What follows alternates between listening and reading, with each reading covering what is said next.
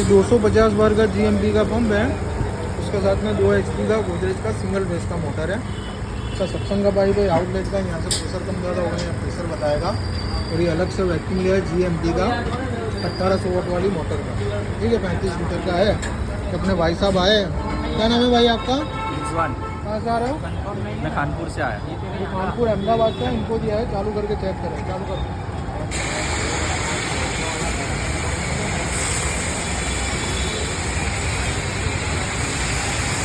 Complete form washing हुआ,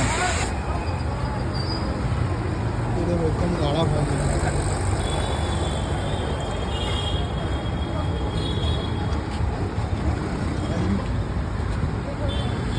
पीले वाला नोजल लगा है, चालू करके चेक करें, चालू करें।